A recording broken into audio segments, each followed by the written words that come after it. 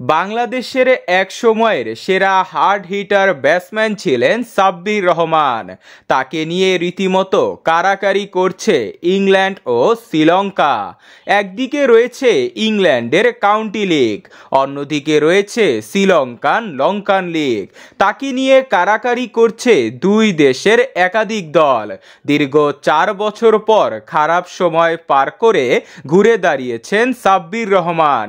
এবারের BPL 9 match খেলে 160 strike রেটে 18টি ছক্কা হাঁকিয়েছেন তিনি। ফিরতে চান জাতীয় দলে। ক্যারিয়ারের শুরুর দিকে এই তার হার্ড হিটিং অ্যাবিলিটির জন্য সারা বিশ্বে সাড়া ফেলেছিলেন। 2016 এশিয়া কাপে টুর্নামেন্ট সেরা পুরস্কার সহ দেশের প্রথম ব্যাটার হিসাবে টি-20 র্যাঙ্কিংয়ে টপ 10 এর মধ্যে ছিলেন। কিছুদিন আগেও বাংলা টাইগার্সের হয়ে এলপিএল মাতিয়ে এসেছেন, তাই এখন তার চাহিদা বিদেশের মাটিতে প্রচুর। বর্তমানে তিনি ডিপিএল খেলছেন।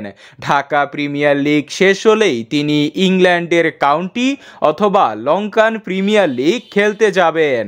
আর এই জন্য তাকে অফার করা হচ্ছে দুই দেশ থেকে মোটা অঙ্কের পারিশ্রমিক।